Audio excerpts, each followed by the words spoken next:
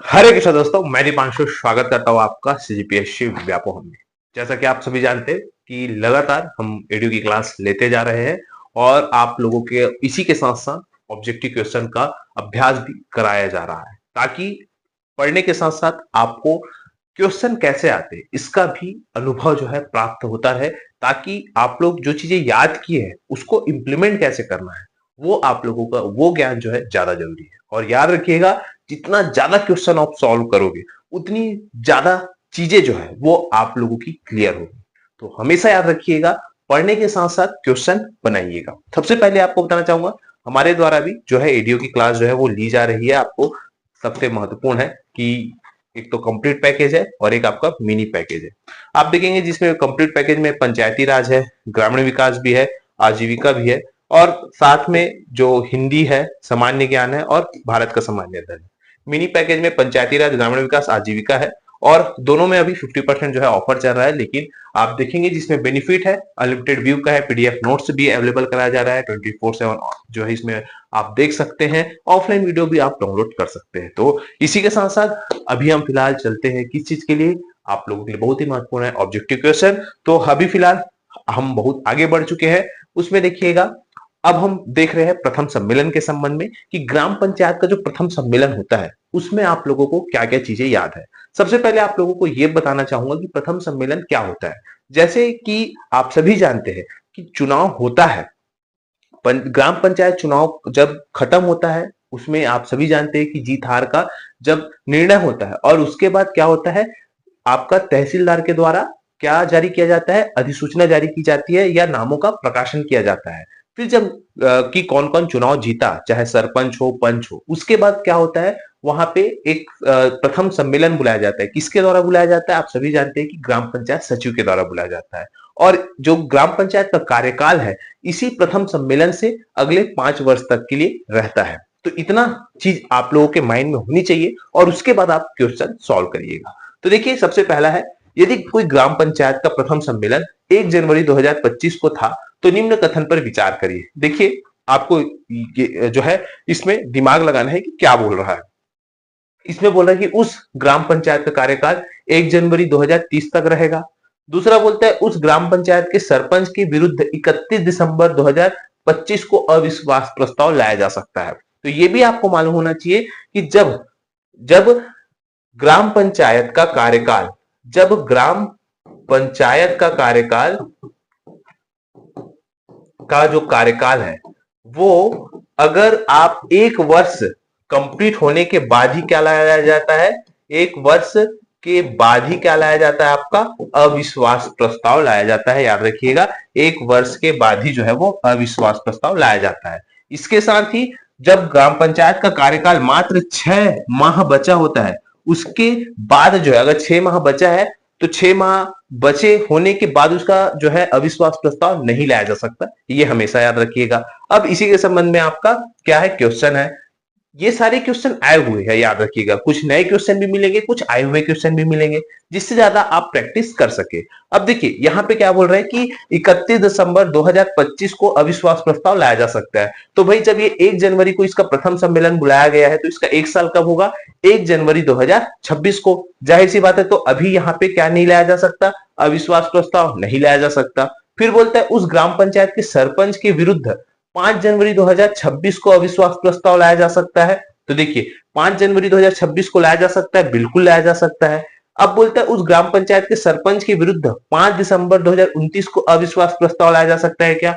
भाई अब इसका कार्यकाल कितना दिन बचा है, तो आप यहाँ पे जो है 6 महीने से कम है, इसी वजह से यहाँ पे अविश्वास प्रस्ताव लाया नहीं जा सकता। तो देखिए यहाँ पे 1 और 3 सही है। उसके बाद देखिए यहाँ पे क्या बोल रहा है, उपयुक्त कथन में से कौन सा कथन सही है, सही नहीं है बोला। देखिए यहाँ पे आप लोग क्वेश्चन घुमाएंगे, यहाँ पे देखिएगा क्या बोल रहा है, सही है बोल रहा है कि सही नहीं है बोल रहा है। तो सही नहीं है कौन कौन सा है, देखिए 2 और 4 सही नहीं है। तो ये जो है ऑप्शन सी जो है इसका सही आंसर होगा। इस प्रकार से देखिएगा, आप लोग कभी भी कोई भी क्वेश्चन बनाते हैं तो आपके माइंड में पहले उस चीज के संदर्भ में पूरा ज्ञान आना चाहिए, और उसके बाद फिर आप ऑब्जेक्टिव जब बनाएंगे तो आपको फटाफट चीजें याद रहेगी। और इसी प्रकार से जो कूट वाले क्वेश्चन है वो आपको आने वाले समय में, चाहे पीएससी की बात हो या व्यापम की बात हो, दोनों में आपको ज्यादा पैमाने में देखने को मिलेगा ही मिलेगा। अब अगले क्वेश्चन की बात करते हैं। अगला क्वेश्चन देखिएगा, यहाँ पे आपको सीधा सीधा धारा मिलाना है कि कौन सी धारा में क्या विषय है। जैसे कि धारा 8 की बात करें तो धारा 8 में देखिएगा पंचायतों के गठन के संबंध में है। धारा 9 में अगर हम बात करें तो धारा 9 में आपको पंचायतों की अवधि के संबंध में है। धारा 10 में अगर हम बात करें तो धारा 10 में आपका कौन सा है, ये ग्राम पंचायत, जनपद और जिला पंचायत की स्थापना है। और धारा 11 में पंचायतों का निर्माण। तो इस प्रकार से आपको धारा भी याद रखना है, ताकि अगर क्वेश्चन में धारा वाइज क्वेश्चन पूछ देता है तो भी आपको मालूम होना चाहिए। ये सारी चीजें ऐसी है जो आपको जो चीजें संदर्भ में याद होनी चाहिए किसी विषय के, और ये जो है डायरेक्ट आपको याद होना ही है। अब देखिए यहाँ पे बोल रहा है कि ग्राम के रूप में निर्दिष्ट करने की अधिसूचना किसके द्वारा जारी किया जाता है। इस संबंध में भी हमने आपको पढ़ाया रखा है कि भैया ग्राम पंचायतों की अधिसूचना कौन जारी करता है, हमेशा का हमेशा याद मालूम चलिएगा, राज्यपाल जो है ग्राम पंचायत की अधिसूचना जारी कौन करता है, राज्यपाल। अब है देखिए प्रत्येक ग्राम पंचायत के वार्डों का निर्धारण कौन करता है। तो देखिए वार्डों का निर्धारण अभी हाल ही में आरक्षण हुआ, आप सभी जानते हैं। तो वार्डों का जो निर्धारण है, आरक्षण, वो कौन करता है, तो वो याद रखिएगा आपका कलेक्टर करता है ग्राम पंचायत में वार्डों का निर्धारण। चाहे आरक्षण के संबंध में बात करें या आपके वार्डों का निर्धारण के संबंध में बात करें, कौन जारी करता है, आपका कलेक्टर। लेकिन किसी ग्राम पंचायत की अधिसूचना कौन जारी करता है, तो वो है राज्यपाल। ठीक है, इतनी सारी चीजें आने के बाद देखिएगा अगला क्वेश्चन आपका ये है, ग्राम पंचायतों के वार्डों के विभाजन के संबंध में सही कथन है। अब ग्राम पंचायतों के वार्डों को कैसे, और उसके बारे में आपको दिमाग में पूरा सब्जेक्ट आपको याद होना चाहिए कि ग्राम पंचायत वार्ड के बारे में क्या क्या चीजें लिखी हुई है। हमने पूरा चीजें पढ़ाई रखी है। तो देखिए यहाँ पे क्या बोल रहा है, इसका उल्लेख धारा 13 में है। धारा 13 में है क्या, बिल्कुल नहीं है। इसका उल्लेख धारा कितने में है, 12 में है। तो ये तो पूरा सीधा गलत है। ठीक, अब यहाँ पे सही कथन चुनने बोल रहा है, तो ये तो गलत हो गया। दूसरा बोल रहा है प्रत्येक ग्राम पंचायतों को कम से कम 10 वार्ड व अधिक से अधिक 25 वार्ड में बांटा जाता है, बिल्कुल गलत है। आप सभी जानते हैं कि ग्राम पंचायत में अगर हम बात करें तो मिनिमम 10 है, मैक्सिमम 20 है। उसी प्रकार अगर हम जनपद की बात करें तो जनपद में कितना है, मिनिमम 10 है, मैक्सिमम 25 है। ये क्या बता रहा हूँ, वार्डों की संख्या बता रहा हूँ। और जिले की अगर हम बात करें, जिला पंचायत में वार्डों के विभाजन में मिनिमम 10 है, मैक्सिमम 35 है। तो इस प्रकार से आपको चीजें याद हो गई। तो यहाँ पे ये क्या है, 25 वार्ड लिखा गया है। तो 25 वार्ड क्या है, सरासर क्या है, यहाँ पे गलत है, याद रखिएगा।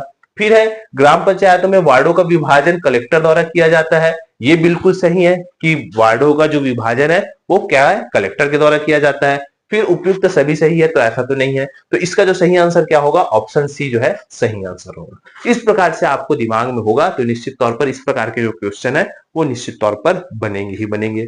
फिर अगला क्वेश्चन है, यदि कोई ग्राम या वार्ड में सरपंच या पंच को किसी कारणवश निर्वाचित नहीं करता है तो उस स्थान को भरने के लिए नई निर्वाचन की कार्यवाही अधिकतम कितने दिनों के भीतर की जाएगी। तो आप सभी जानते हैं कि इस प्रकार हमने पढ़ा है कि 6 महीने के, अधिकतम 6 महीने के भीतर वहां चुनाव कराना चाहिए। तो इसका सही आंसर क्या होगा, ऑप्शन सी जो है इसका सही आंसर होगा।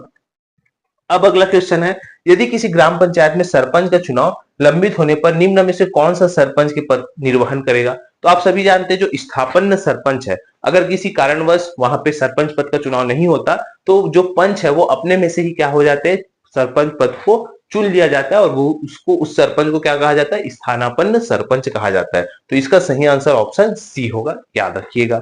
फिर है ग्राम पंचायत में सीटों का आरक्षण। देखिए अभी बताया सीटों का आरक्षण कौन करता है, तो सीटों का आरक्षण कौन करता है, आपका कलेक्टर करता है, ऑप्शन सी।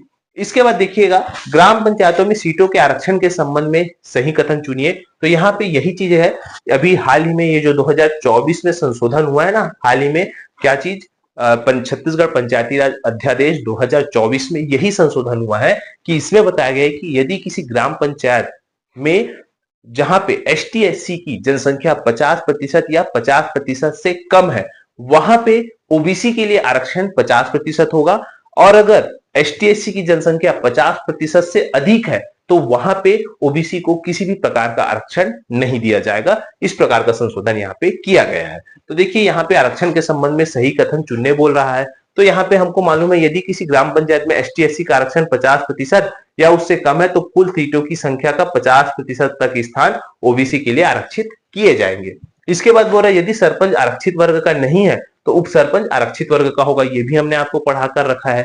इसके अतिरिक्त महिलाओं के लिए 50% तक स्थान आरक्षित है, इसमें सभी वर्ग की महिलाएं शामिल है। आप सभी जानते हैं कि जो आधा है 1/2 वो महिलाओं के लिए आरक्षित है और सभी वर्गों से वो स्थान वहां पे आरक्षित किए गए हैं, तो वो चीज भी सही है। इस प्रकार से इसका सही आंसर ऑप्शन डी होगा, क्योंकि सारी चीजें यहाँ पे सही है।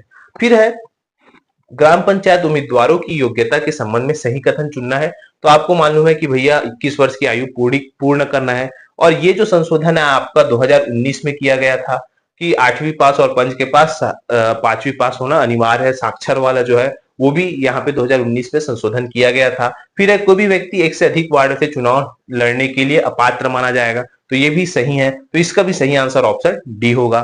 फिर है मैंने आपको फिर से बताया धारा वाला क्वेश्चन, जहां पे आपको पता करो धारा 12 में हमने क्या पढ़ा है, ग्राम पंचायतों में वार्डों का विभाजन। धारा 13 में हमने क्या पढ़ा है, धारा 13 हम सभी जानते हैं कि धारा 13 है ग्राम पंचायत का गठन।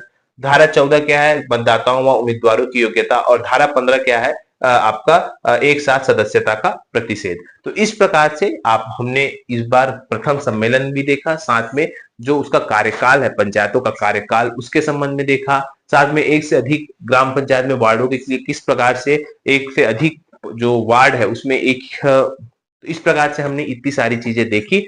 तो आशा करता हूं कि आप लोगों को चीजें अच्छी लगी होगी।